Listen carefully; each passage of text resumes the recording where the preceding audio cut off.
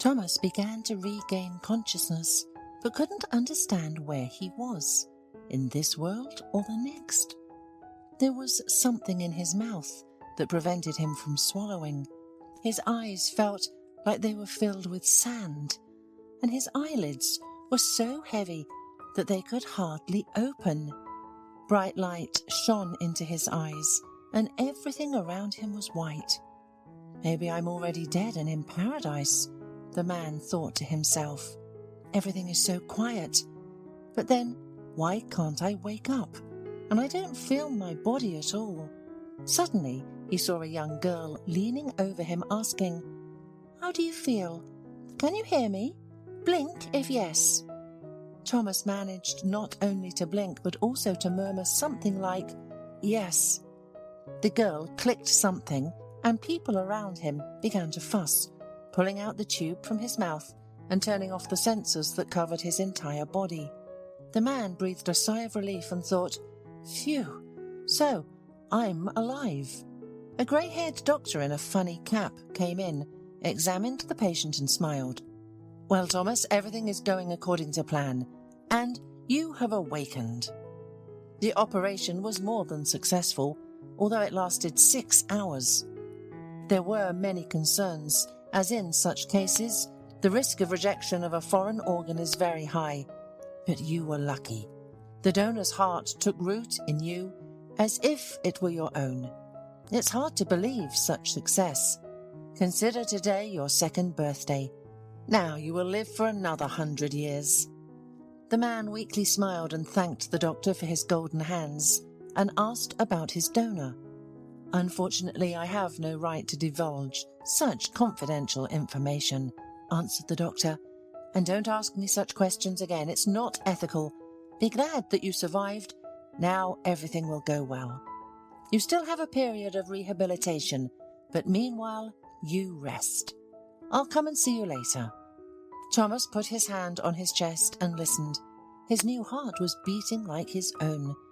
There was a strange and disturbing feeling inside Thomas because he was alive now and someone had died, and a part of that person was now in him. He wondered if his character would change now, or if new habits would appear. And who was his donor? A man or a woman? How old were they? How did they live? They were no longer a stranger to him. Suddenly, Thomas remembered his daughter Jenny, and tears welled up in his eyes. He terribly missed his 6-year-old daughter, even though he understood that she was with her grandmother in safe hands. He wanted to hug his little girl, breathe in the smell of childhood, and kiss her beloved, fragrant cheeks. Memories of his youth rolled over him involuntarily, and his whole life flashed before his eyes. Thomas grew up in a wealthy family. His father had his shoe repair shop, and his mother had her grocery store. Thomas grew up in abundance, had the best of everything, as he was the only and late child in the family. He graduated from university and started a shoe business just like his father, but not with repairs, but with sales. He didn't prioritize quantity, but instead focused on quality. Everyone in town knew that his stores had excellent shoes. Business slowly picked up, and soon Thomas married a wonderful girl, Hope. She was from a simple rural family. His parents were not against such a match, as they themselves came from humble origins, and were sure that such a modest daughter-in-law would be a good mother and homemaker. Hope impressed Thomas with her affectionate smile and huge, sad grey eyes. The newlyweds lived well and almost never quarrelled. Hope tried to please Thomas in everything and was an ideal wife, but she often fell ill, frequently and for long periods of time. Even a small breeze would give her a cold, and any draughts caused kidney problems. Years passed without the couple being able to have a child. The doctors advised Hope not to have a child due to her fragile health, and Thomas loved her and did not insist. However, Hope had intentionally hidden her pregnancy from everyone, knowing that they would persuade her to terminate it. She wanted so much to become a mother, to finally kiss her baby's cheeks, to cradle her little one and give her all her love. When she was taken to the maternity hospital, Thomas was very anxious because a bad, oppressive premonition did not let him rest. He smoked cigarettes and walked back and forth along the hospital corridor, praying as best he could. 9 hours later, he received the news that killed him. Hope died on the operating table without regaining consciousness, but their daughter was miraculously saved. It seemed that Thomas's life was cut short at that moment, and everything faded away. The man was terribly grieved, but he never doubted for a second that he could take care of his daughter. Fortunately, Jenny was calm and not capricious, as if understanding that her father was already burdened. At first, Hope's mother, Helen, helped him take care of the baby. She came from the village for a month and taught her son-in-law all the intricacies of caring for a newborn, and after that, she often arrived to help him at the first call.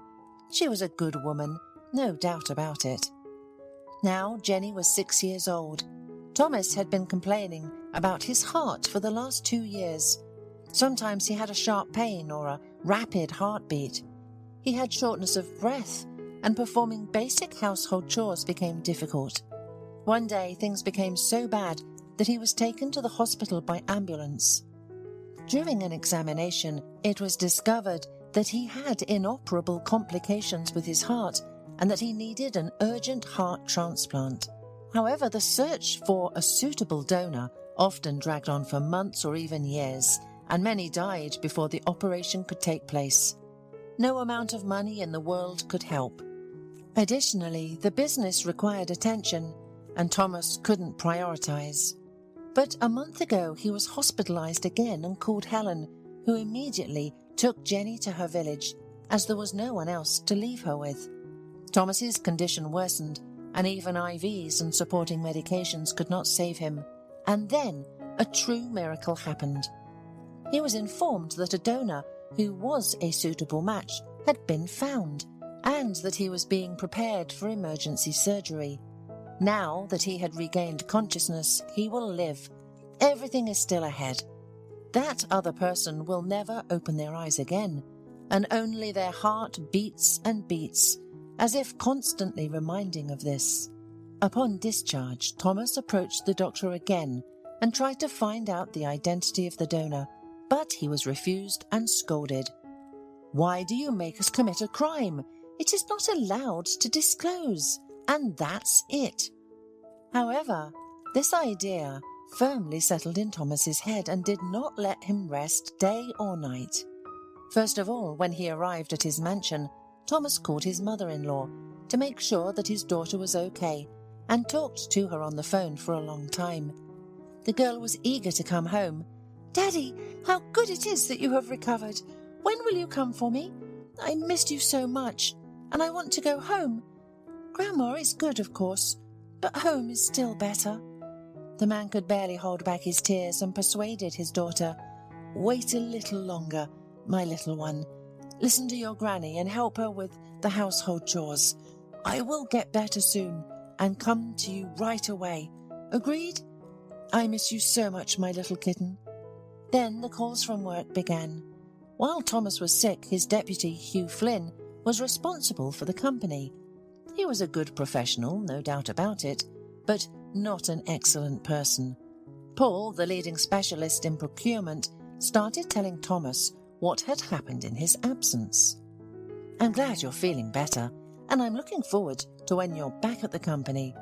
Because with Mr. Flynn, we're definitely going to the bottom soon, and my intuition has never let me down. Mr. Flynn almost made a deal to purchase low-quality Chinese material at a throwaway price twice already, and he wanted to carry it out like it was premium leather. Luckily, I realized in time and didn't sign anything. Otherwise, we would have lost a lot of money for sure. And the other day, I accidentally met him in a cafe. He was talking to our main competitor. What could connect them? It's not good. Please get better as soon as possible. And meanwhile, I'll keep my ears open." Thomas was surprised. "It's really strange you didn't tell me anything about it. Thank you for the warning. I trust you, Paul. Well, we'll be in touch." The next day, Thomas decided to take a leisurely stroll through the park. The doctor said he needed to walk to accustom his heart gradually to the load. He watched the fallen leaves rustling under his feet, so cheerful and colourful, how the wind rustled, and enjoyed the walk. Suddenly, a boy of about 7 ran up to him. He was so funny in his blue jumpsuit and crooked hat, clearly not from an affluent family, but clean, and his eyes were so mischievous, with a sparkle. The child handed him a note and shouted, "This will help you find out the truth," and quickly disappeared into the bushes before Thomas could even come to his senses from amazement. Thomas didn't understand anything and unfolded a crumpled notebook page. There was an address written on it, 45 Redwood Street. And that was it. It was not understandable from whom or to whom it was addressed.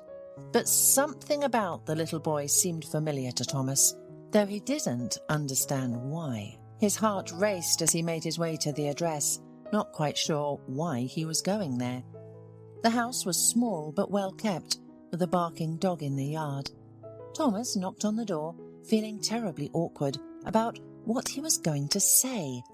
He had only been given the address by a boy in the park, so what could he possibly say? It all seemed ridiculous. An elderly woman with a neat, short haircut opened the door. Thomas began to explain, but the woman interrupted him and pulled him into the house, exclaiming, "Hello, Thomas, my son. You've finally come. I was wondering if you would show up or not. Come in, take off your clothes. I'll put the kettle on the stove now." Thomas sat down, feeling completely lost. "Mom, are you crazy?" he asked. "I'm not your son. I know and remember my parents. They've already passed away, but you have nothing to do with them for sure. What are you talking about?" "I'll probably go. I must have the wrong address. Sorry." The woman started crying. "Wait a minute," she begged. "Listen to me. Your real brother gave you his heart, whether you understand it or not. And he died 3 weeks ago. Look, here's his photo, my Duncan. And I am your real mother. My name is Madeline. I gave birth to you and him. You are twins. Do you understand?" Thomas blinked repeatedly. "Not really," he admitted. "I grew up with the Crawford family. They owned a store and a shoe workshop. And now I am a businessman myself, also involved in the shoe business. I have been living with them, growing up, for as long as I can remember. There is even a photo of my mother holding me as a baby. How is this possible?" The elderly woman began to cry again and then told her story. "You see, my son, I am an orphan. I grew up in an orphanage with no relatives in the world. After leaving the orphanage, I worked as a painter on a construction site. I lived in a dormitory, and then we were hired to work on an apartment for a young, handsome, rich man. I was young and inexperienced, so I fell head over heels in love with him. He lured me with sweet words, flowers and candy, and seduced me. But then everything happened like in a TV series. I became pregnant, and he immediately acted as if he had nothing to do with it and didn't know me. Who was I to him? Just a worker, not even his equal. I had been hiding my pregnancy until the end, even lifting bags of cement at the construction site while carrying twins. Where could I go with 2 children? I had nowhere to live except the dormitory. I cried, sobbed, didn't know what to do. I even thought about suicide. And then my friend advised me to contact the Crawford family. They were childless and everyone knew it. They really wanted a baby. So I fell at their feet and told them everything. They agreed to take 1 baby and chose you. They had a lot of money. They processed all the documents confidentially and got me to sign a statement that I would never appear in their family or your life under any pretext. They gave me a lot of money, so at least I bought everything necessary for little Duncan, a cot, a stroller, and children's clothes. And that's how you, Thomas, ended up with them. I gave you away to strangers with my own hands. Then I often thought of you, cried, but life gradually improved. I got married successfully after a year, but it was too late to regret. So you and your brother lived separately, not knowing about each other. I didn't dare to tell my husband the truth, and he died without knowing anything. He loved Duncan like his own, never hurt him. Our son was a good guy, kind, responsive, and simple. If anyone was in trouble, he would always help. He married a nice girl and worked in a taxi. 3 years ago, he decided that after his death, all his organs could be used as donors. It was like he had a feeling. And 3 weeks ago, he was killed in a car accident. He was exhausted and fell asleep at the wheel. I still can't believe it. I'm waiting for the door to open and Duncan to shout, "Mum, I'm home." The elderly woman ended her story and cried bitterly from grief and sadness. Thomas was stunned. "I'm sorry for your loss. Losing a son is a terrible sorrow. But who is this boy who gave me a note in the park?" Madeline sighed. "He's Duncan's son, your nephew. Now he's almost an orphan. I don't know how to tell him. He thinks his daddy went away and will be back soon. He's driving me crazy with questions. It's like a knife to the heart." Thomas was stunned again. "And where is the child's mother? Did Duncan have a wife?" Madeline cried again. "Of course, Barbara was such a good woman. She worked as a bookkeeper in a company. She always worried about her work, often took reports home, thinking they would appreciate her efforts. Instead, her cunning boss set her up, accused her of fraud, and they gave her a 5-year sentence. Like she made a phony deal and pocketed all the money. But it's pure slander. Duncan almost attacked her boss with his fists in court. Everyone knew that Barbara was incapable of such things, but nothing could be proven. So now she's languishing in prison for no reason, and she's also seriously ill with tuberculosis. The doctors say it's a severe form, and she doesn't have long to live. Some kind of evil fate has befallen my son's family. Only troubles and disasters. And that scoundrel, her boss, is living it up, driving expensive cars, changing mistresses like gloves. And he doesn't care about anyone but himself. How can such villains exist? Duncan worked 3 shifts and even drove a taxi at night, like he was crazy. He wanted to earn enough money for a good lawyer to help get Barbara out of prison, but he didn't have time. Thomas couldn't digest so much information at once. He asked directly, "How did you find out who received your son's heart?" "It's confidential information. I asked the chief physician many times, but he refused to discuss it." "I have an acquaintance who works at the hospital and she helped me," the elderly woman replied. "I begged and pleaded with her until she took pity on me. When I read your name, I felt sick to my stomach. It's unbelievable that one brother gave his heart to another and saved his life without even knowing it." Thomas was shocked by this whole story, and after thinking for a while, he asked, "So, what do you want from me? Money? But you rejected me, and I'm sorry, but I can't call you my mother. Another woman raised and loved me. Why did you decide to find me now after all these years?" Madeline lowered her eyes. "Forgive me, my son. Maybe you're right. Of course I shouldn't have started all this. I promised not to interfere in your life. We're strangers, I see that now. I just feel sorry for little Lee. I can't take it anymore. Everything has come crashing down. His father died. His mother is dying in prison. I'm getting old, and I'm afraid I won't be able to get my grandson on his feet. So I thought maybe you could help. After all, he's your nephew. I apologize for bothering you. Goodbye, my son, and forgive me for everything." Thomas grumbled. All right, forgive me for being rude. It just slipped out. Did I say I wouldn't help? I just need to think things over. You have to understand, I'm still in shock. Finding out in 1 second that my donor is my brother and his wife is on the brink of death, and you're my mother. My head is spinning from all of this. Let me collect myself and figure out what to do. I'll find out everything about Lee's mother, and I'll let you know. Your son's heart beats in me, and I'm forever in debt to him. So don't worry, I won't abandon you. I'll help. Don't doubt it. And we're not strangers at all. I just haven't come to my senses yet. Thomas slept poorly, dreaming of the little boy with mischievous, lively eyes. He was his nephew.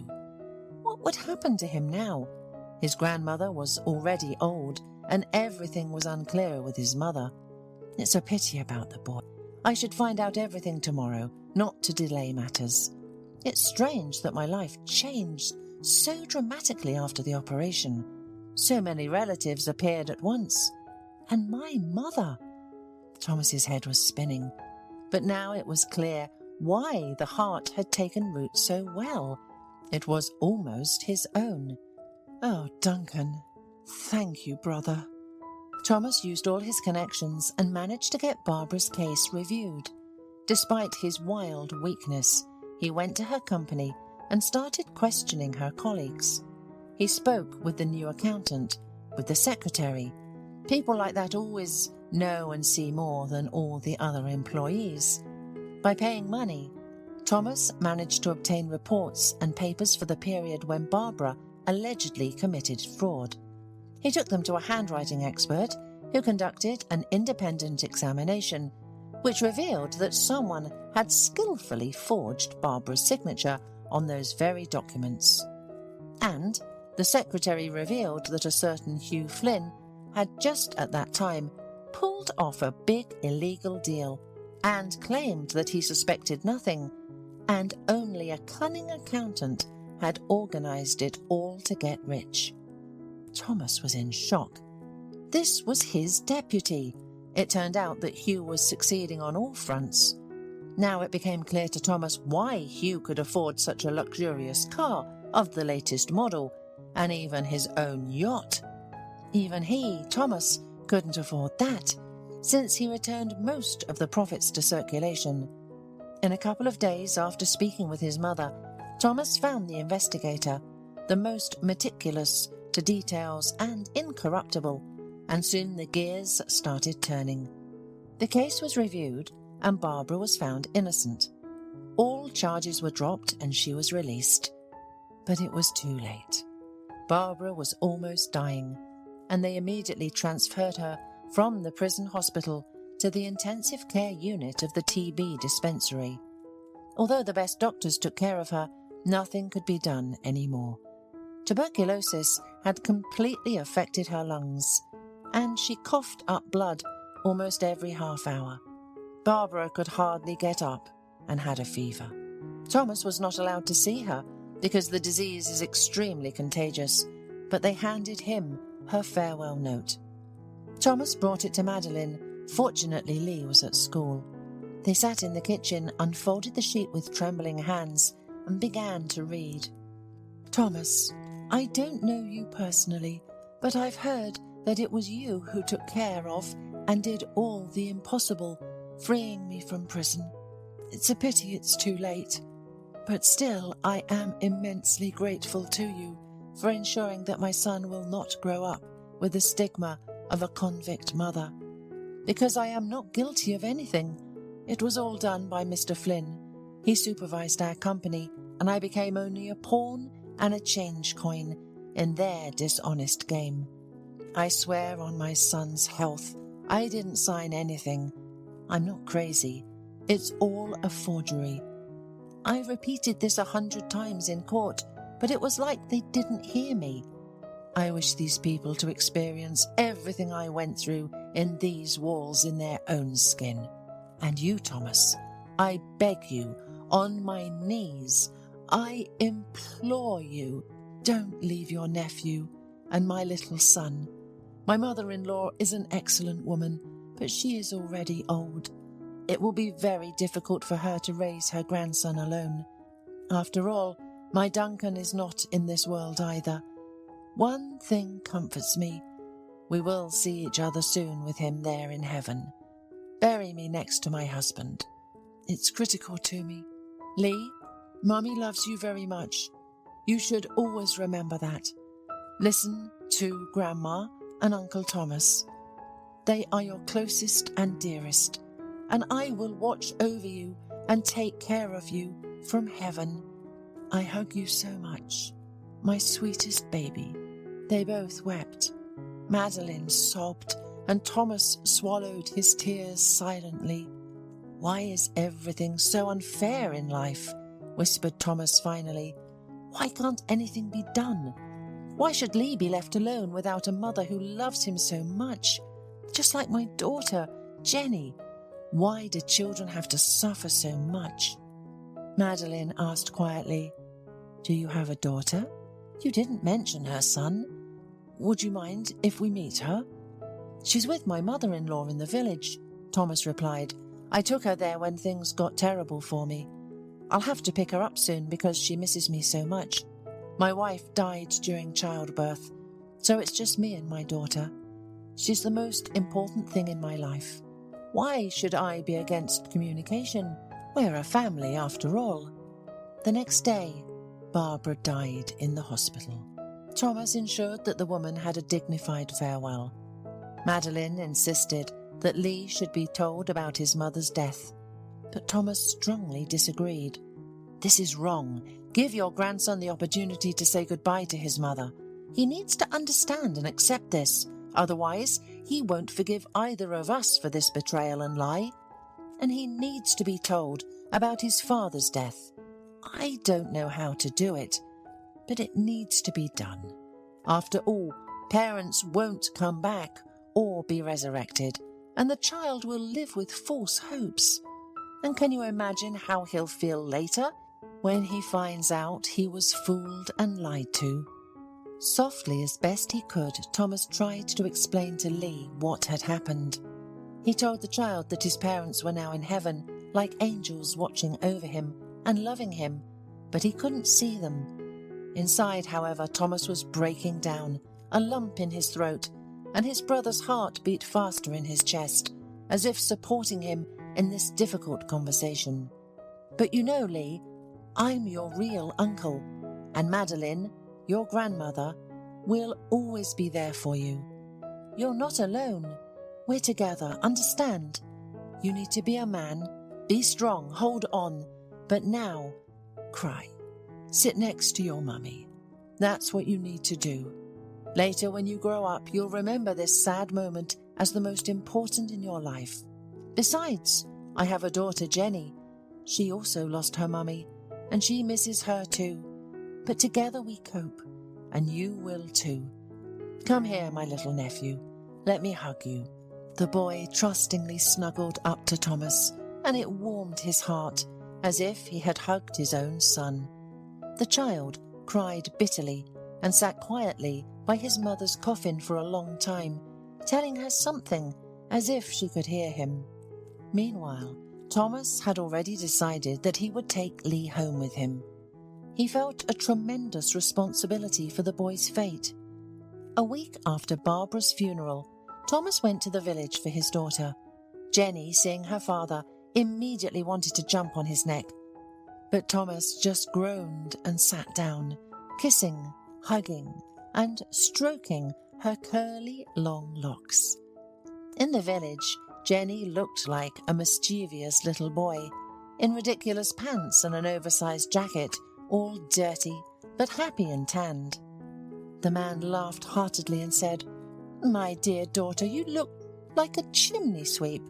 Where's my little princess? Who's this little gnome? Come on, clean up, wash your face, change your clothes, and let's go." Then Thomas turned to his mother-in-law. "Thank you for looking after her. Did she misbehave too much? Please forgive me for not picking her up earlier. I was still weak after the surgery, and everything happened so fast. My head is still spinning." The elderly woman laughed. Oh, come on, Tommy. My granddaughter brings me nothing but joy. She makes everything more fun, and time flies by. Look how rosy her cheeks are from the fresh air.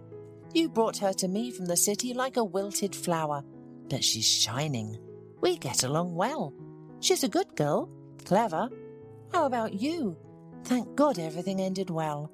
I prayed so much to God, begging him not to take my son-in-law away from my daughter too early. She's already without her mother, and I don't want her to end up an orphan. Don't just stand there. Come and sit at the table. I'll feed you. And take my homemade treats with you. Milk, sausage, strawberry jam. Thomas was eating potatoes, pickled mushrooms with sauerkraut, and praising everything. Oh, you're the best. You're a wonderful woman. Thank you for everything. I wanted to talk to you about something. So much has happened in my life in the past month, my head is spinning. Listen to everything and give me advice on what I should do, according to your conscience. And the man told his mother-in-law everything, about how his mother found him, about his brother and his nephew. Wanting to adopt the boy is a noble thing. I approve of it. Just don't rush it. Let the children get used to each other. Bring the boy over for visits first. And as for your mother, don't be angry with her, Tommy. You can't change the past. It's her sin. Let her live with it. It's not up to you or me to judge. She probably couldn't do any different at the time when she made that decision. But you weren't mistreated. She didn't put you in an orphanage. She placed you with a good, wealthy family. I remember your parents very well. They were wonderful, honourable people who adored you. You weren't deprived of love. So what's wrong? Since she found you herself, it means she's not doing well. She misses you. Don't push her away. Support her. Try to understand and forgive her, and accept everything as it is. Thomas brightened up. Thank you for your wise advice and for the delicious dinner. Well, let's go with my daughter. The journey is not short. They said warm goodbyes and Thomas took his daughter home.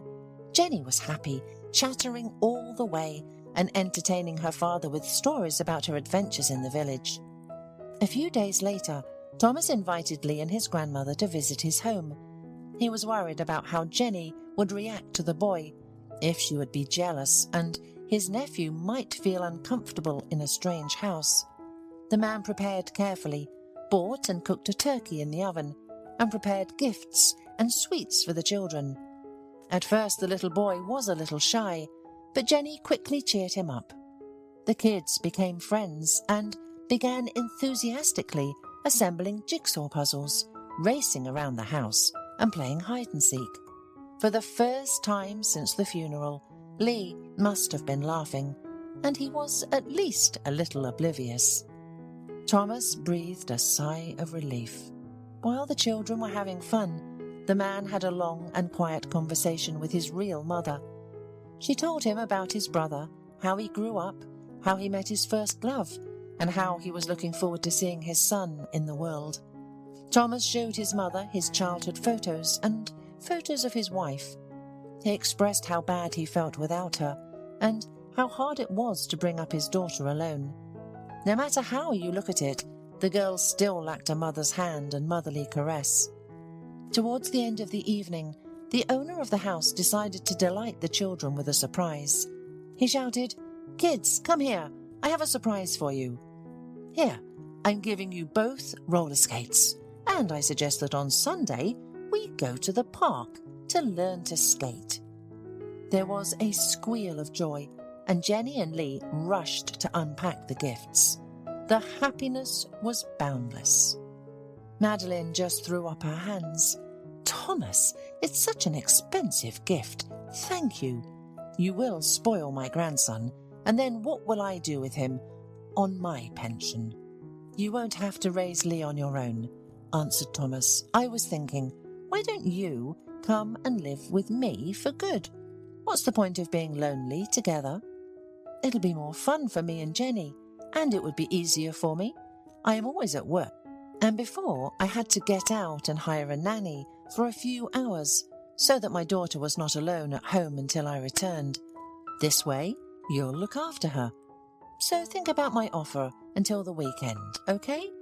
We're family now, aren't we, Mom? I'm not angry, and I'm not offended. We have to move on. Madeline was taken aback. Thank you, son, for your kind soul, but it's embarrassing a little. I don't even know. Lee, do you want to live with Uncle Thomas and Jenny? The boy nodded his head with joy. Yes, I like it here, and Jenny will be my little sister. That's great. Madeline breathed out a sigh of relief and said, All right then, let's try it. My grandson doesn't mind, and for me, it's only happiness to live under one roof with my son and grandson. So, on the weekend we'll move. Thomas quietly watched Jenny's reaction. She suddenly frowned and pressed her lips. This strained the man. Apparently the fitting of characters was ahead. After all, the daughter was used to all Daddy's love, and his time only for her, and now some brother showed up, and the grandmother, about whom the girl had never known. But said and done, Thomas was not used to throwing words to the wind, and soon they all began to live together. Strangely enough, he and his mother got along just fine.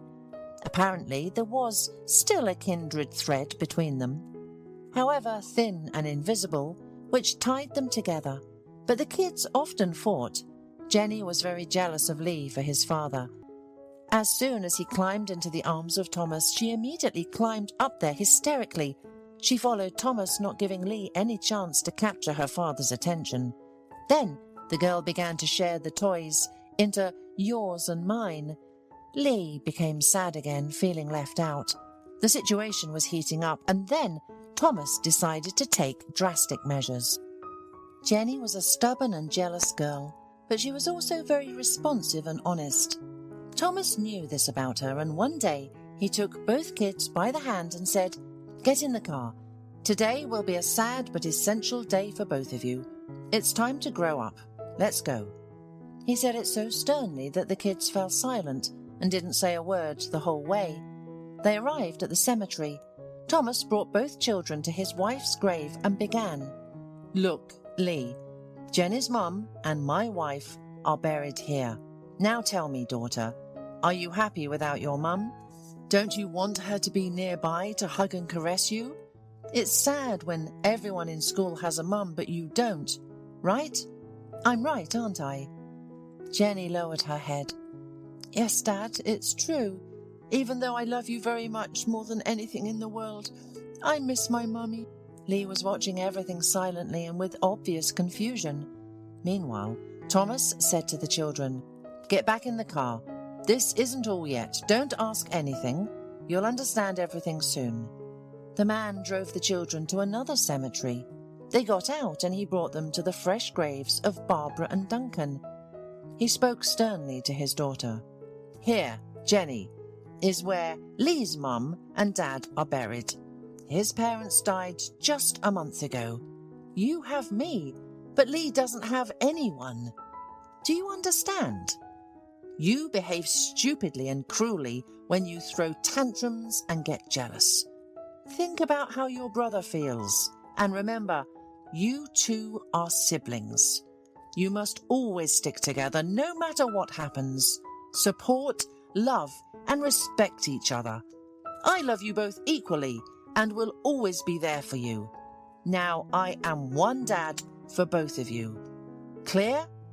Lee couldn't hold back and burst into tears, remembering his mum and dad, while Jenny suddenly hugged him tightly and whispered, I understand everything. Forgive me. I won't do it again.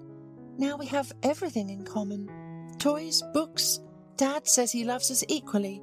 Don't cry. Here, take this candy. It's actually my favourite, but I'll give it to you. Eat it. Lee smiled, wiped away his tears, and Thomas sighed with relief. He had doubted until the end whether such a shock therapy was necessary for the children. After all, they were too little.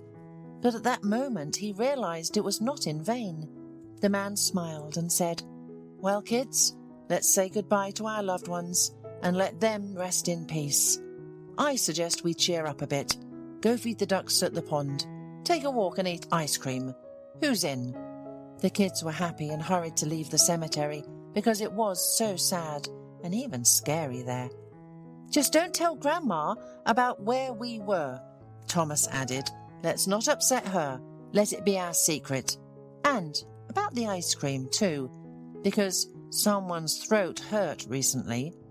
They spent the whole day together, sailing paper boats, and Thomas taught the kids how to throw stones beautifully with a flip into the water. In the evening, they all ate a delicious dinner cooked by Madeline and talked about their adventures. The woman asked quietly, "Thomas, how did you manage that? The kids became like siblings. Where did the jealousy go? I should knock on wood so as not to jinx it." Thomas laughed sadly. "I just talked to them honestly and they heard me. After all, we're raising smart kids." The passions at home subsided, and Thomas decided to put things in order in his company. He bought several video cameras and installed them in the deputy's office, in the common smoking room, and in the reception area. The businessman wanted to make sure and catch Hugh so he wouldn't wriggle out. No one knew about the cameras, and that was the point. A week had passed, and Thomas intentionally went to the office on Saturday, when no one else was there, to look through the recordings. And then his hair stood on end. Hugh, with his leg crossed and lounging in his chair, was chatting on the phone with someone. "Don't shout, don't worry, everything will be fine. Our fool Thomas suspects nothing. I'll give him these papers in a few days. He'll sign them without a second thought. Do you know how many documents he signs in a day? So one more or less won't be noticed. And as soon as his signature is on there, it's a done deal. We'll make it look like the fool himself sold his store in the city centre at a throwaway price. That's it. And if anything goes wrong, we'll put it all on his secretary, Carrie. We'll say the stupid woman typed the document wrong. It's not the first time. Everything went smoothly with the accountant, Barbara, and it will work out here too. So, you owe us a bottle of Dom Perignon." Thomas realized that he had signed a whole stack of papers without looking at them just yesterday. Oh, what a fool he was! Did he really sell the store without even realizing it? The man rushed to the reception area, searched through everything, but couldn't find the document he was looking for. He was almost in tears, and then he thought to turn on the camera recording in the reception area. It showed Carrie calling Paul, the purchasing manager. "Paul, come here. Everything is just as you said. I've hidden the sales agreement, so come and get it to keep it safe. Otherwise Mr. Flynn will soon be looking for it." But as soon as Paul took the agreement and left, the deputy director came in abruptly. "Carrie, is the director here? Did he sign today's papers? Can I get mine?" The girl, as if nothing had happened, answered, "Yes, of course. They're all in the blue folder." Hugh Flynn searched through everything and got angry, not finding the paper he was looking for. He yelled in a voice that wasn't his own, "Carrie, it's not all here. I urgently need one document. Did you take everything from his desk? Or as usual, are you in the clouds?" The girl calmly answered, "Don't yell at me. I took everything that was there. If your document isn't there, maybe the director is still reviewing it. Do you want me to ask him? What's the name of the document?" But the deputy just grumbled, "No need, he's reviewing it. I'll come back on Monday." Thomas breathed a sigh of relief and immediately called Paul. "I know everything, Paul. How did you know it was fake?" The man happily replied, "Because I've been working for you for 10 years, and I know you wouldn't sell the best store in the city centre for a few pennies. So Carrie and I confiscated that document, and I was going to bring it to you on Monday. And then you can decide what to do with it." Thomas was furious. "I think it's time for Hugh to be punished for all his tricks. It turns out he's done this before, and an innocent person suffered and died because of him. A child was left without a mother, and he didn't care at all. The scoundrel will get what he deserves. And to you, Paul, thanks a lot. And you know what? Get ready to be my deputy. I need loyal people like you, and I'll give Carrie a raise. Thank you, guys, from the bottom of my heart. On Monday, Thomas took all his evidence to the prosecutor's office, and the deputy director finally answered for his crimes. He had been under investigation for a long time, trying in every way to avoid punishment. However, his jokes with the prosecutor did not help him, and the braggart did not get away with it. Barbara's last will was fulfilled, and Hugh Flynn received a real sentence. Now he would experience prison life and learn the cost of his misdeed. In fact, it was not only Barbara who suffered and died because of him, but also Thomas's brother. He wanted to save his wife so much that he fell asleep at the wheel. If it weren't for this whole story, the family would have lived peacefully and raised Lee. 3 months have passed, and the family was living together. The children got along and were friends. However, one day, while the grandmother wasn't watching, 2 young scouts decided that they were already old enough to walk home from school alone. They didn't wait for the grandmother and, deceiving the teacher, left on their own. On the way, they decided to feed the ducks at the pond in the park themselves. They had bread in their backpacks. Jenny got so carried away that she approached the edge too closely. The ground crumbled and she tumbled into the water. It was October outside and the water was cold. The girl couldn't swim, panicked, and started to drown. Lee threw off his backpack, tore off his jacket, and with a cry of, "Hang on, little sister," rushed into the water. Unlike his sister, the boy could swim well, and by the time people gathered, he had managed to pull Jenny to shore. Passers-by called an ambulance, and the children were taken to hospital. "I'm going to give them a good scolding, both of them," Thomas was swearing on the way. How could they deceive the teacher like that? Leave on their own? Scare you and me like that? Madeline just moaned and held onto her heart. "Oh, Tommy, don't be too hard on them. Who didn't misbehave in their childhood?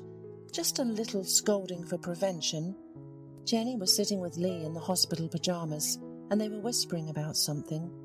Seeing her father's menacing face, Jenny jumped up bravely. "Daddy, don't scold Lee. It was all my fault, so punish me." But then Lee burst out from behind her back and started gibbering. "Uncle Thomas, I am a man, so I am to blame. It was my stupid idea to go to the pond. She had nothing to do with it. Forgive us. We were so scared ourselves." Jenny continued, not letting him get a word in. "You know, Daddy, Lee saved me. I was screaming and drowning and he dragged me to the shore, didn't let me die, so now he's definitely my real brother." Thomas's heart warmed up as he saw how friendly the children had become and how much they loved each other. He changed his mind about scolding them and instead sat on the bed, putting them both on their knees. "Oh my God, Granny and I were so worried about you. You're my silly children. Promise me you'll never do this again. And apologize to your teacher. She'll be furious with you. Remember, lying is not good. You should listen to adults. And Lee, well done. A real hero. You didn't hesitate, jumped into the cold water and saved your sister. But next time, it's better to call adults." A pleasant, middle-aged female doctor entered the room, looked sternly through her glasses and said, "Ah, so the dad has finally shown up. Well, let's talk. Tell me, how did you lose track of the children?" Jenny and Lee immediately started chattering. "Dr. Livingston, don't scold Dad. It's not his fault. And Granny too. It's all our fault. Scold us." The woman involuntarily smiled. Such a close-knit family, everyone covering for each other. I've never seen anything like it. Thomas listened to the doctor but couldn't take his eyes off her. She was so charming and charismatic that he was immediately drawn to her. Although she tried to be strict, her eyes were kind and radiant, making it clear that she loved children. Dr. Livingston kept adjusting the lock of hair that was sticking out from under her medical cap and squinting. "And where is the children's mother?" she asked in the end. "Why didn't she come?" Thomas sighed. "I've been a widower for 7 years now. My wife died during childbirth, and I'm raising my daughter myself. And Lee is my nephew. He recently lost his own parents. Now I'm raising him too, and I want to adopt him. Don't think I'm irresponsible. Work takes up a lot of time, and their granny always comes to look after the children. The school is not far away. The kids are good. But today they decided to show off, and therefore they got into trouble. Are they really okay? The water in the pond is cold." Dr. Livingston looked at the man completely differently. An hour ago she was outraged. How could he let 7-year-old children go to the pond alone? And now she was admiring him. He was raising 2 children on his own. Not every woman is capable of that, let alone a man. Besides, Thomas also caught her eye. He was polite and intelligent. Mary Livingston had been divorced for a long time. God didn't give her children, and her husband kept reproaching her for it and drinking heavily. Suddenly, she suggested, "If you like, take the kids home as an exception.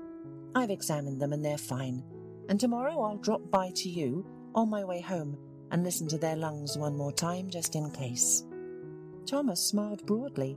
He himself was hesitant to leave, but didn't know how to start a conversation. "So," he agreed with pleasure, "thank you for your understanding, Dr. Livingston. We'll definitely be waiting for you tomorrow."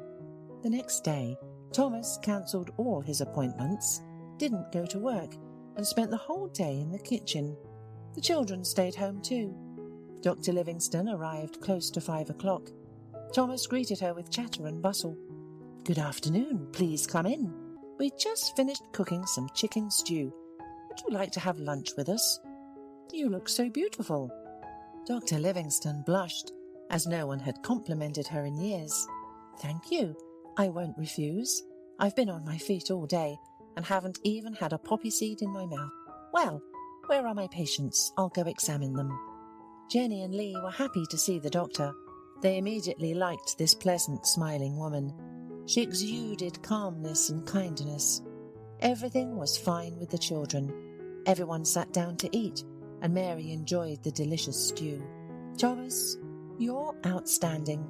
You raise your children, cook so well, and have a business. Are you a human?" Madeline smiled quietly. The children giggled, and Thomas blushed. "Unfortunately, despite all my achievements, we still lack a lady of the house and a mother to the children," he replied, and after a second added, "Mary, would you like to take a walk in the park on the weekend? We already have a tradition of walking there, feeding the ducks in the pond, and the children roller skate. Or are you busy?" Mary's heart was ready to jump out of her chest, and she answered too quickly. "You know, I think I'll agree. I haven't walked around for ages. It's all work and home. I'll be happy to join you. Are you okay if I bring my dog? His name is Baron. He's a poodle. Otherwise he'll be lonely at home." The children happily shouted, "Of course, bring Baron. Does he know any commands? We'll play ball then." The guest left, and Jenny suddenly said, looking slyly at her father, "Daddy, you should take a closer look at Dr. Livingston. She doesn't have a ring on her finger." Everyone laughed together, and Thomas thought, why not? After all, what if it's fate? Hola, suscríbete a Historias Vitales para no perderte nuevas historias. Mi esposa había estado trabajando en su proyecto especial durante 4 meses ahora. No era su proyecto personal, pero ella era la persona principal y responsable de su éxito. El proyecto estaba diseñado para salvar a su empresa, Bixler Enterprises. Los últimos 4 meses habían sido difíciles porque se vio obligada a trabajar duro. Era importante tanto para ella como para la empresa. Había una buena posibilidad de que Bixler Enterprises quebrara si el proyecto no se completaba. Sara tenía una licenciatura de Albrecht y un MBA de Wharton. Era la más inteligente de la familia. Yo empecé a trabajar como mecánico de autos justo después de la secundaria y después de 21 años seguía siendo mecánico de autos. No me importaba porque me gustaba el trabajo y pagaba bien. Era suficiente para pagar la universidad de Sara y criar a 2 hijos. No vivíamos lujosamente, pero estábamos bien. Los niños ya se habían mudado, y las cosas iban bastante bien con nuestros ingresos. Sara quedó embarazada 3 meses después de casarnos a la edad de 18 años. Durante los primeros años de nuestro matrimonio, vivimos con mis padres. Ellos tenían una gran casa vacía ya que 4 de mis hermanos se habían mudado. Eso significaba que teníamos una niñera mientras Sara completaba sus primeros años de universidad. Debido a 2 embarazos, la carrera de 4 años le llevó 6 años completarla. Fue difícil, pero lo logró. Siempre tuve trabajo y nunca me faltó trabajo extra si lo necesitaba. Después de que Sara se graduó de Wharton, alquilamos nuestro propio lugar. Tuvo ofertas de trabajo de varias empresas grandes, pero todas requerían que nos mudáramos. A mí no me importaba, pero Sara quería quedarse cerca de casa. Por eso decidió trabajar en Bixler Enterprises. Pagaba bien, pero lo más importante, le daba responsabilidad y la oportunidad de avanzar. Sara era una empleada trabajadora y dedicada. La presentación es el jueves en el Hotel Dicen en Filadelfia. Tomé unos días libres en el trabajo para ayudarla según fuera necesario. Al final, todo lo que logré fue hacerle algo de comer cuando llegaba a casa. No sabía nada sobre su trabajo, ni tampoco quería saber. Los negocios corporativos de alto nivel me aburrían. Empresarios de Europa, Asia y América del Sur venían aquí, la empresa pagaba sus boletos de avión y proporcionaba habitaciones en el Hotel Dicen mientras estaban aquí. Era caro como el infierno, y por algunas cosas que Sara había dicho, la empresa estaba sobreestimando sus finanzas. Su presentación era importante para ella, para la empresa y para más de 200 empleados. Hasta el martes por la noche, todo iba bien. Sara llegó a casa con un traje nuevo, un traje gris con una blusa blanca. Desplegó todo lo que necesitaba en la cama de la habitación de invitados. Cuando se trataba de la limpieza de la casa, ella era normal, pero cuando se trataba del trabajo, era meticulosa. No entendía por qué necesitaba sacar su ropa interior de lujo, pero no dije nada. Además de su traje para la presentación, tenía varios vestidos de cóctel lindos para eventos sociales antes y después del evento. Siempre había evitado tales eventos, pero me sentía obligado a ir con ella si ella quería que lo hiciera. Me agradeció la oferta, pero dijo que no era necesario. Todos los materiales y equipos que necesitaba estaban guardados ordenadamente en el maletero de su Volvo. Antes de salir del trabajo, ella misma conducía el coche para asegurarse de que todo estuviera en perfectas condiciones. Tenía todo el día miércoles para prepararse y toda la noche del miércoles para socializar con sus invitados. Sara era tan buena en lo que hacía que sentía que habría sido mejor si simplemente me hubiera mantenido alejado de ella. Finalmente, había terminado. Lo había revisado y vuelto a revisar todo. Todo lo que necesitaba ahora era una ducha caliente y una buena noche de sueño. Supongo que mi error fue que empecé a revisar sus cosas después de que Sara comenzara a ducharse. Pensé que estaba ayudando, pero resultó ser lo contrario. Estaba moviendo cosas en la cama cuando un pequeño sobre blanco cayó del bolsillo lateral de su bolso de maquillaje. Una carta de una farmacia, pero no del tipo que solemos usar. Dentro había 10 pastillas. No tenía idea de qué era, Pren, y las instrucciones eran confusas. Si es necesario, tomar una pastilla y luego una segunda pastilla 12 horas después. Pensé que podría ser algo que ella había conseguido para la ansiedad o los nervios, pero las instrucciones no tenían sentido. La receta estaba escrita a su nombre el lunes. Volví a poner el sobre en su lugar mientras ella terminaba de ducharse. Decidí que quería saber más sobre Pren antes de contarle sobre ello. Por supuesto, si lo mencionaba, significaría que estaba revisando sus cosas. Odio los dilemas. Mientras Sara se preparaba para dormir, fui a nuestro ordenador doméstico y busqué. 10 minutos después, me uní a mi esposa bajo las sábanas. Pasé toda la noche despierto, preguntándome por qué mi esposa había recogido una receta para la píldora del día después, especialmente después de que me hicieran una vasectomía hace 10 años. A la mañana siguiente, me levanté temprano, pero no estaba descansado. Di un largo paseo, esperando que despejara mi mente. Me dirigí hacia casa con reticencia, temiendo lo que podría hacer o decir cuando llegara allí. Mi hijo Joe se unió a la Marina después de la escuela secundaria y estaba en su primer año en San Diego. Nuestra hija Gloria se casó con su amor de la infancia el año pasado y acababa de mudarse a Dallas. Eso dejaba solo a Sara y a mí. Echaba de menos a los niños, pero esperaba envejecer con mi esposa. Ella era la única mujer que me había interesado, y ahora todo estaba. Si Sara estaba teniendo una aventura, lo ocultaba bien. Por supuesto, nunca la vigilé. Nunca miré sus correos electrónicos o llamadas telefónicas. No tenía razones para hacerlo. No tenía forma de saber qué estaba haciendo en el trabajo o después del trabajo. Confiaba en ella completamente. Ion, ¿dónde demonios has estado? ¿Quieres huevos o algo? No, solo café. No me sentía con muchas ganas de hablar. ¿Qué pasa, cariño? Solo son 3 días. Puedes venir si quieres, pero te aburrirás como una ostra. No, realmente no quiero ir, pero odio dejarte sola. Me preocupo cuando no estás aquí. Es muy dulce, querido, pero estará bien.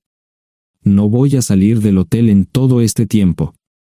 Pasaré la mayor parte del día asegurándome de que la sala de conferencias esté lista, y esta noche tendré una agradable charla con nuestros posibles clientes.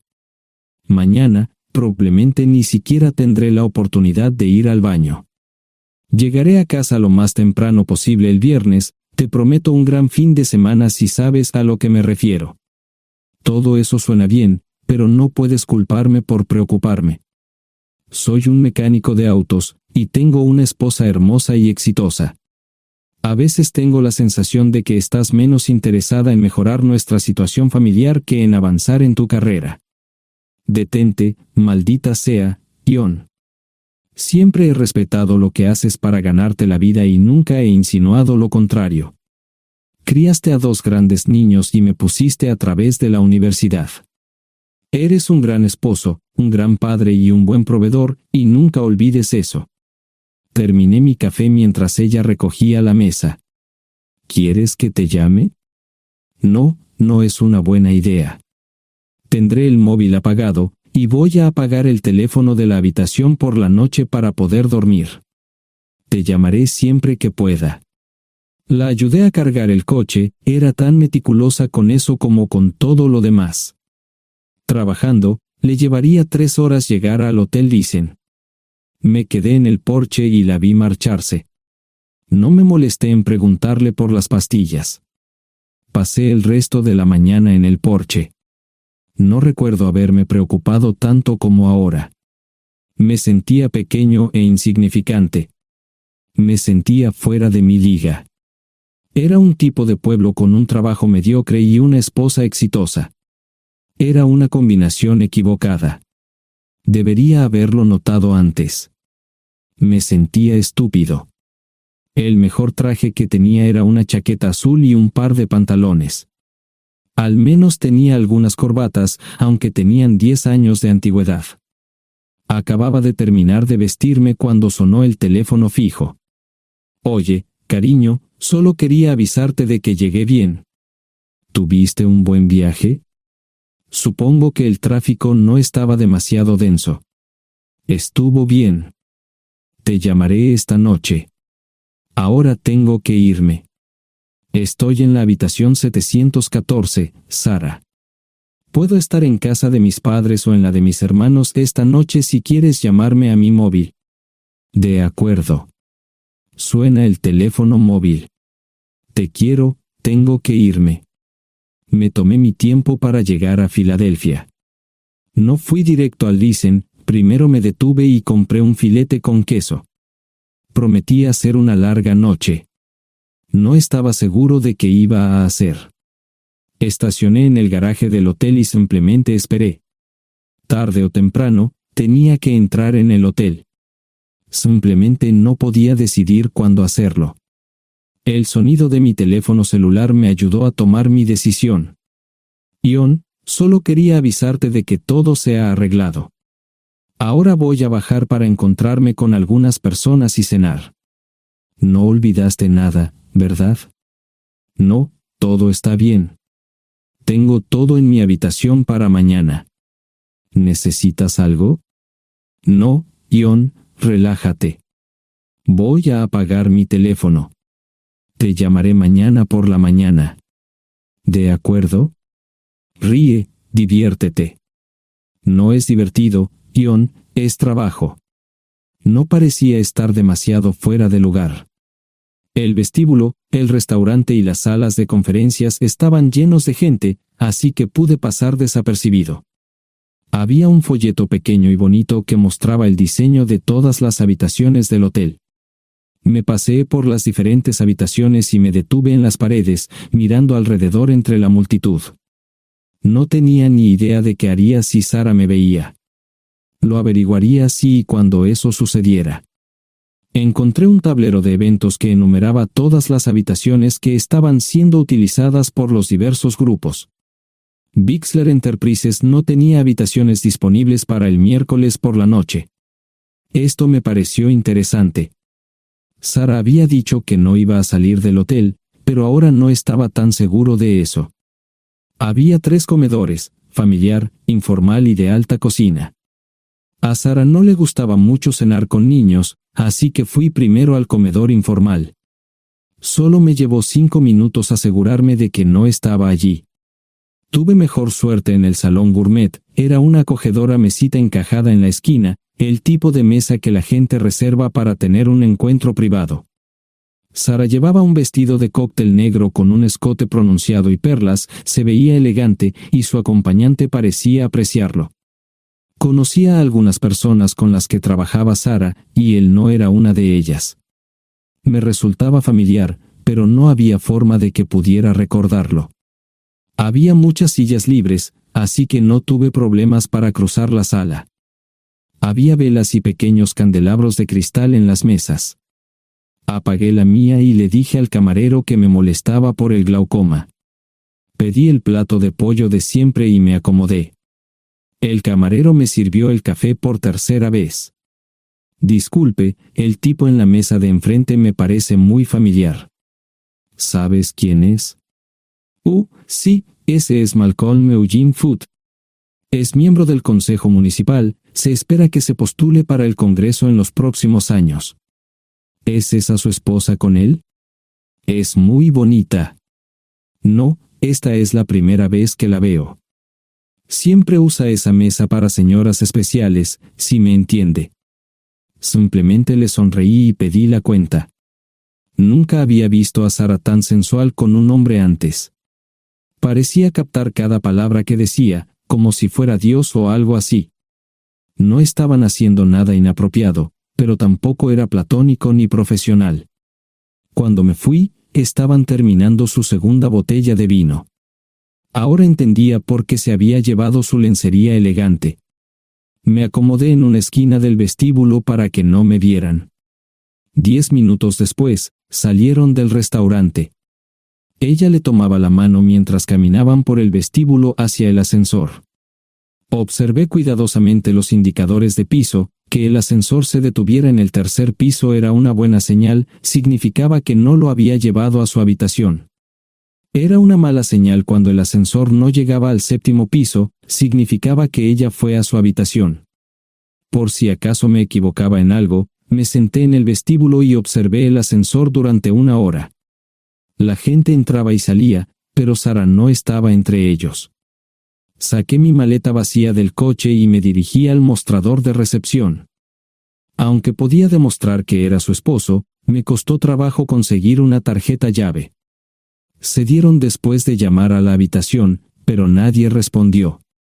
Finalmente, estaba en camino a la habitación 714 con la tarjeta llave. Ni siquiera encendí las luces al principio, simplemente me senté en la oscuridad de la habitación durante más de una hora. No fue difícil asegurarme de que no regresara a la habitación. Primero, empacé todas sus ropas y pertenencias personales. No dejé nada atrás. Revisé el paquete de Preven, todavía quedaban 10 pastillas en el tocador. De manera muy ordenada, estaban todos los artículos que necesitaría para su presentación al día siguiente. Comencé a llenar la maleta. Había 24 carpetas promocionales especialmente encuadernadas y otras 20 carpetas regulares, todas ellas fueron a la maleta. Un proyector digital fue lo siguiente, seguido de una computadora portátil. Tomé su bolso y su celular, que había dejado en la habitación. Todo lo que tenía consigo era un bolso de mano y probablemente un tubo de lápiz labial. Di una vuelta por la habitación tan cuidadosamente como lo hizo ella para asegurarme de no perder nada. Una vez satisfecho, dejé las llaves del coche y mi anillo de bodas en el tocador. Aparte de esos dos objetos, la habitación estaba completamente vacía. El ascensor se dirigió directamente al estacionamiento, no tuve problemas para llevar 2 maletas, y 20 minutos después, estaba en la autopista rumbo al norte. Pasaban las 3 de la madrugada, no tenía idea de que había pasado tanto tiempo. 1 hora o 2 después, sonó mi teléfono celular, la identificación de llamadas mostraba el número del Listen. ¿Ion? Sí, ¿dónde estás? Estaré en casa pronto. Eso fue todo lo que dije. Hubo silencio en el otro extremo de la línea. Los vendedores tienen un viejo dicho, el primero que habla pierde. Pareció una eternidad antes de que ella hablara. Ion, lo siento. No preguntó nada y simplemente colgó. Apagué mi teléfono, era obvio que había regresado a su habitación. Más tarde ese día, tenía que dar una presentación que salvaría a su empresa y le daría un ascenso. Metí las maletas en el desván del garaje. Sara nunca iba allí y nunca pensó en buscar algo allí. Por supuesto, en este punto, estoy bastante seguro de que no importaba. Primero, recogí todas mis ropas y pertenencias personales. La mayoría de los hombres tienen sus propias herramientas, generalmente es un requisito para el trabajo. Pasé por la tienda, cargué las mías en el Subaru y recogí mi último cheque de pago. Para entonces, los bancos ya estaban abiertos, no tuve que hacer ninguna manipulación financiera complicada. Simplemente retiré todo el dinero de mis cuentas. Almorcé en Hagerstown, Maryland. Tenía suficiente dinero para vivir durante unos años, pero sabía que estaría buscando trabajo muy pronto. Sara y yo éramos parecidos en eso de que a ambos nos encantaba trabajar. La voy a extrañar. Pasé un par de horas en las cuevas del Uray y alquilé una habitación cerca de Whitewell. No tenía idea de qué iba a hacer. Era sábado, y me encontré sentado en el acuario de Chattanooga, observando la naturaleza que nunca había visto antes. Pasé unas horas simplemente relajándome y decidí que era un buen lugar para estar. Compré un pase anual para el acuario y, para la hora de la cena, tenía un lugar donde quedarme. Era un remolque móvil en el parque, pero estaba amueblado y era económico. No necesitaba mucho. La primera cosa que haría el lunes por la mañana sería conseguir un trabajo. Un buen hombre de mantenimiento siempre puede conseguir un trabajo, especialmente si está dispuesto a trabajar duro. Podría permanecer discreto hasta que fuera el momento de renovar mi licencia de conducir o las etiquetas del coche. Me preocuparé por eso cuando llegue el momento. El domingo por la tarde, llamé a Gloria. Me sentí obligado a informarle sobre lo que estaba sucediendo, pero Sara ya se lo había contado. Fue bastante franca con Gloria sobre lo que había pasado. Dijo que había engañado, que la sorprendí, que me fui y que ella perdió su trabajo. Me sentí mal porque ella perdió su trabajo, pero ese era el precio que tenía que pagar. Le pedí a Gloria que le dijera a Josh lo que estaba sucediendo la próxima vez que hablara con él. También le dije que la llamaría aproximadamente una vez al mes para verificar cómo iban las cosas.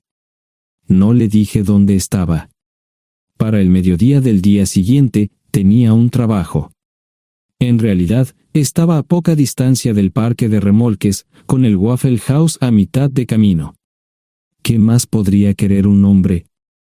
No sé cómo manejaron el papeleo, pero me estaban pagando $20 por hora sin hacer preguntas. Estaba feliz, y ellos también.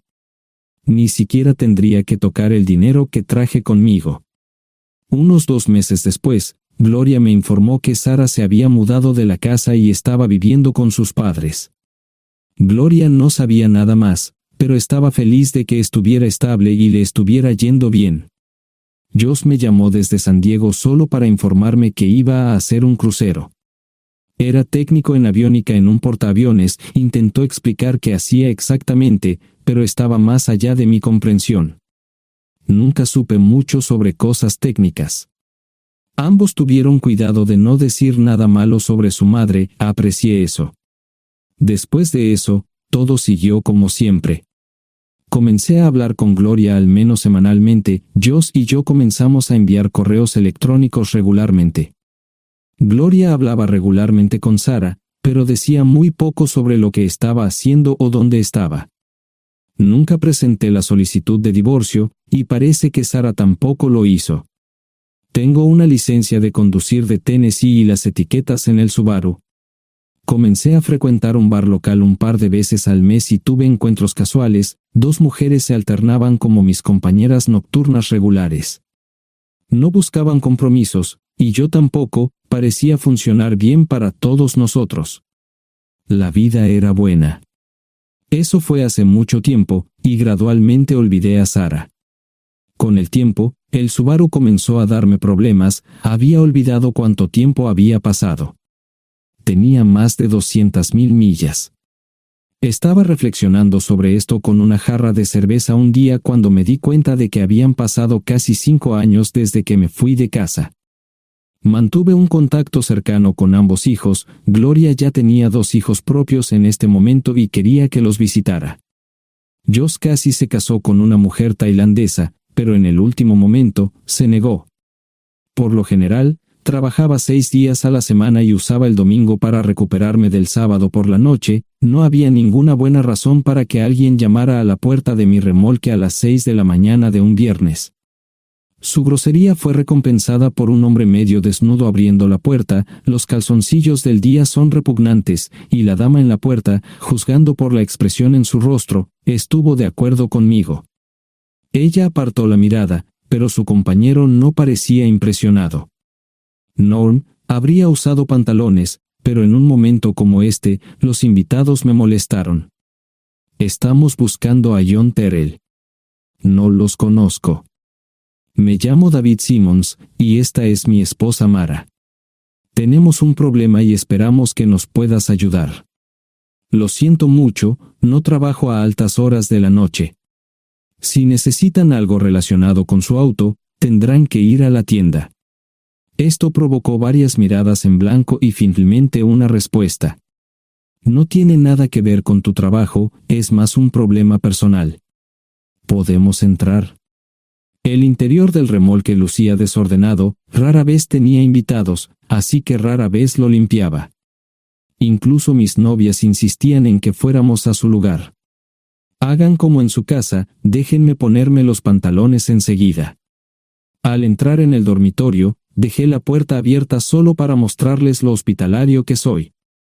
También me puse una camisa. ¿Les gustaría tomar café? Solo tomará unos 10 minutos. Aparté algunas cosas del sofá para que pudieran sentarse, no hubo respuesta a la pregunta del café.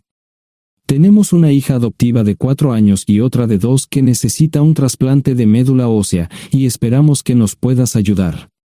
Estamos dispuestos a pagarte si es necesario. ¿Con mi médula ósea? No, queremos usarla y estamos dispuestos a compensarte por cualquier inconveniente. Creo que quieren comprarla. Estaba actuando como un listillo, y de repente me di cuenta de ello. Estas personas eran serias, tenían un problema real y estaban buscando ayuda. Lo siento mucho, no quise interrumpir. Por favor, continúen. Nuestra mejor oportunidad de encontrar un donante es un familiar cercano. Eres nuestra mejor esperanza. Mira esto. No quiero ser un grosero, pero creo que se equivocaron de persona. ¿Cuándo nació su hija? Cumplirá 5 años en julio. Marge Simmons habló por primera vez, y sonó sincera. Odio ser el portador de malas noticias, pero me hice una vasectomía hace 15 años. No hay forma de que pueda ser su padre. ¿Por qué tu nombre estaba en el certificado de nacimiento? No puedo responder eso, tal vez deberían preguntarle a su madre. Esa afirmación fue recibida con silencio. Sentí pena por estas personas, pero no sabía cómo ayudarles. ¿Cuál es el nombre de la madre? Sarah Lise Terrell. No encontraba las palabras. Tal vez no debería haber tomado esas malditas pastillas de ella, por supuesto, entonces esas personas no tendrían una hija en absoluto. Todo lo que pensaba que había superado el dolor, y aquí está de nuevo, viejos recuerdos de mi esposa teniendo relaciones sexuales con ese maldito político de Filadelfia. Estaba empezando a olvidarlo todo, y ahora estaba de vuelta. Maldita sea. Ahora entiendo y pido disculpas por mi grosería e insensibilidad. Haré todo lo que esté en mi poder para ayudarles. En primer lugar, porque no puede Sara hacerse un trasplante de médula ósea. Médicamente, no puede. ¿Por qué no? Es madre, tiene que ser una donante adecuada. Ella es una donante adecuada, pero está demasiado enferma. Los médicos se negaron siquiera a considerar utilizarla. ¿Enferma de qué? Está muriendo de insuficiencia hepática.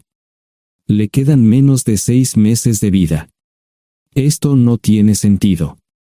Siempre ha estado perfectamente sana. Además, no creo que un hígado enfermo le impida donar médula ósea. El hospital no aceptará su firma en el formulario de consentimiento. ¿Estás diciendo que hay algo mal en su cabeza?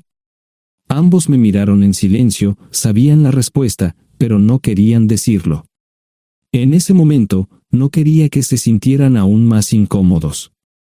Hace 10 minutos, no me importaban, pero ahora sentía que tenía que protegerlos y ayudarlos.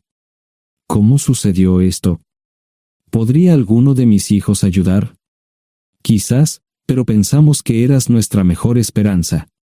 ¿Por qué no van tras su padre, su verdadero padre? Pensamos que eras tú. No tenemos ni idea de quién más podría ser. Sara no nos dijo nada sobre otro posible padre. De hecho, ella no estaba en condiciones de explicar nada, agregó Mara. Obtuvimos la mayoría de nuestra información de la agencia de adopción. Tuve que preparar café y hacer pis, permítanme un momento. Dejé a mis invitados sentados mientras preparaba el café. Solo tomó unos minutos. Mientras se preparaba, fui al baño, algo que necesitaba hacer urgentemente. Traté de ser discreto, ya había avergonzado lo suficiente a Mara. ¿Dónde viven? En Westchester, Pensilvania. Les haré una oferta.